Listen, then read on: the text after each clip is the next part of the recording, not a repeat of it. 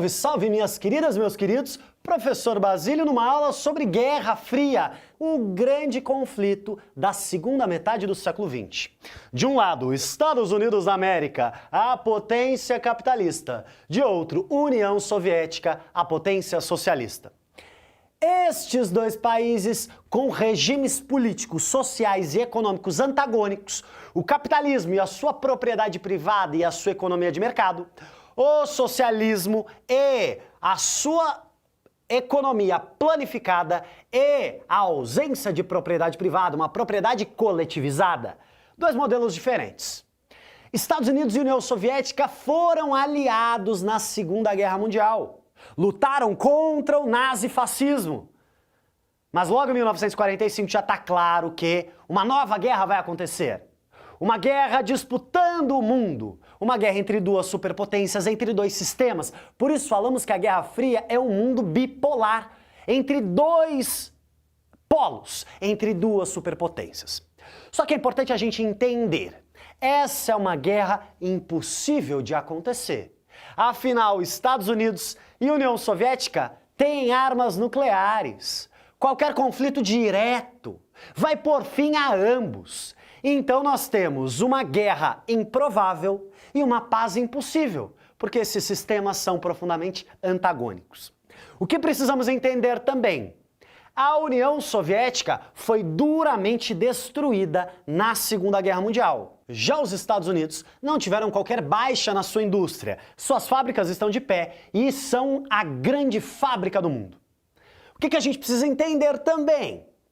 Os soviéticos vão exercer um controle direto sobre a Europa Oriental. O Exército Vermelho, que chegou até a Alemanha na Segunda Guerra, vai então controlar a Europa Oriental, como se a grande área de influência soviética fosse o mundo da Europa Oriental. Já os Estados Unidos são herdeiros de todo o resto do mundo. América, África e Ásia. Afinal, América, Ásia e África estavam ligadas aos mercados capitalistas europeus. Os Estados Unidos, então, vão tentar exercer o controle sobre todo o resto do mundo. Vão tentar manter aquele terceiro mundo. Ou seja, aqueles países que não eram nem capitalistas desenvolvidos, nem socialistas, mas eram os países pobres. Os Estados Unidos vão tentar exercer um controle sobre este terceiro mundo, sobre a América, Ásia e África. Mas o que teremos intensamente na Guerra Fria são movimentos anticoloniais. Os países africanos vão lutar pela independência. Os países asiáticos vão lutar pela independência. E olha que interessante, lutar pela independência é lutar contra o colonialismo, lutar contra aquela relação de dominação que a Europa tinha. Então, muitos desses movimentos anticolonialistas, eles vão tentar se afastar dos Estados Unidos. E alguns desses movimentos vão se aproximar do socialismo. Temos então duas superpotências que vão acabar influenciando os conflitos do restante do mundo, do chamado Terceiro Mundo. Quando nós falamos de Guerra Fria, nós falamos de um período que vai de 1947 até pelo menos 1991, quando a União Soviética chega ao fim. Existem três grandes fases e muita coisa acontece nessas décadas. Nós temos a Primeira Guerra Fria, um momento de tensão inicial, muitos conflitos. Temos a divisão da Alemanha, em Alemanha Oriental, próxima ao mundo soviético, e Alemanha Ocidental, próxima dos Estados Unidos. Nós vamos ter a Guerra da Coreia, divisão entre Coreia do Norte comunista, Coreia do Sul capitalista. Nós teremos a Revolução Chinesa. A China vai lutar contra aquele domínio europeu e vai se aproximar do socialismo. Nós temos a Revolução Cubana, em que Cuba vai lutar contra o domínio econômico dos Estados Unidos e vai acabar se aproximando do socialismo. Perceba que interessante, vários movimentos ao redor do mundo e que tentam ser influenciados pelas duas superpotências.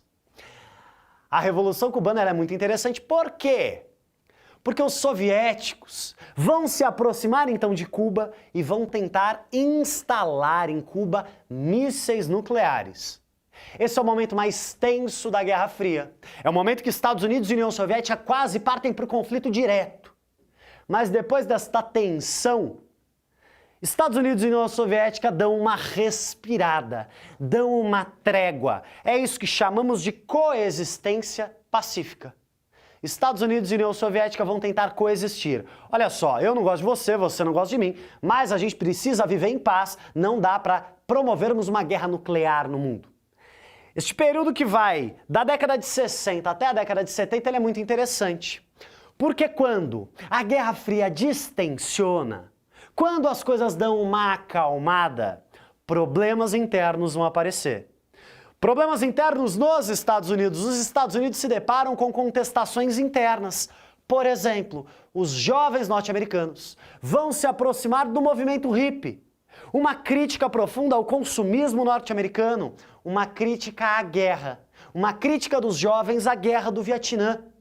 Os Estados Unidos estavam intervindo militarmente no Vietnã, um país do Sudeste Asiático, e os jovens estão contestando o governo americano. Mas nós vamos ter uma contestação ainda mais séria. Os Estados Unidos, que se apresentam para o mundo como a terra da liberdade, como a terra da democracia, era um país até a década de 60 profundamente racista. Tínhamos leis de segregação racial. Havia banheiros para brancos e banheiros para pretos. Havia escolas para brancos e escolas para pretos. E nós vamos ter na década de 60 um dos movimentos mais importantes da história norte-americana, o movimento por direitos civis. O pastor Martin Luther King defendendo um combate ao racismo pelo pacifismo. Mas vamos ter também experiências como os Panteras Negras, que vão defender a proteção dos negros pelos próprios negros. O Partido dos Panteras Negras, uma ideia de autodefesa, uma ideia de, para combater o racismo, se necessário for, devemos responder violência com violência. Perceba, os Estados Unidos estão tendo problemas internos, estão tendo chacoalhões na sua própria casa. Além disso, a União Soviética também vai receber contestações internas, a chamada Primavera de Praga. Dentro do grande bloco socialista, começa a haver contestação. A gente quer socialismo aqui na Tchecoslováquia, mas não queremos esse socialismo autoritário, violento. Queremos um socialismo mais humano, com liberdade de expressão, com participação política. E sabe o que acontece? A União Soviética responde a esta tentativa de humanizar o socialismo com tanques e revólveres. Com armas, a União Soviética invade a cidade de Praga e põe fim àquela experiência. Vai ter socialismo aqui, mas vai ser o que nós queremos. Vai ser um socialismo controlado pela União Soviética. A década de 60, então, é marcada por muitas crises. Muitas crises no terceiro mundo. Os Estados Unidos, para tentar conter a expansão desses movimentos nacionalistas que se aproximam da União Soviética, os Estados Unidos vão promover golpes militares na América Latina, como, por exemplo, o Brasil, em 1964. Vai incentivar também golpes na África, em países que estão se formando.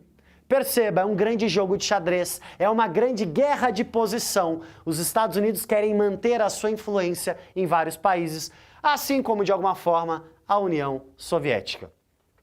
Mas a Guerra Fria vai viver um período de acirramento, uma nova Guerra Fria. A nova Guerra Fria vai se dar na década de 80 e 90.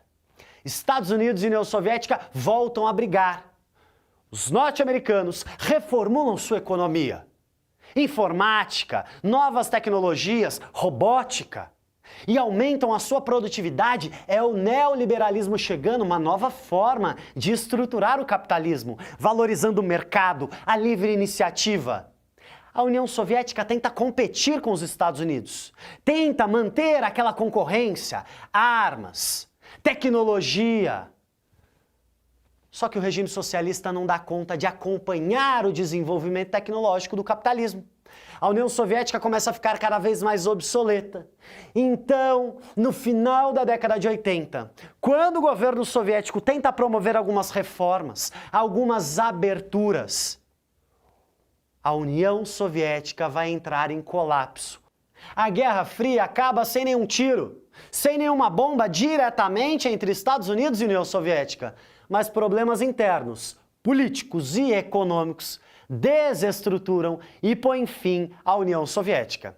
Grandes marcos desta crise são a queda do Muro de Berlim em 1989 e a dissolução, o fim, a fragmentação da União Soviética em 1991. Dessa forma, o socialismo, a experiência socialista, ela chega ao fim, com algumas pouquíssimas exceções no mundo, mas o capitalismo vai então se impor como sistema hegemônico, como sistema absoluto no globo, em um mundo cada vez mais conectado e globalizado. Dessa forma, chega ao fim a Guerra Fria.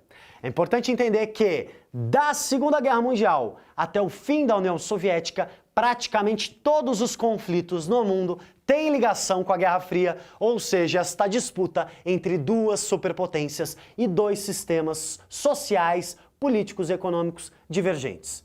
Agora, tira uma foto dessa lousa, olha que interessante, temos aqui a bandeira norte-americana e a bandeira soviética, esta Guerra Fria que chega ao fim na década de 90. Tire a foto, organize os seus estudos e um forte abraço.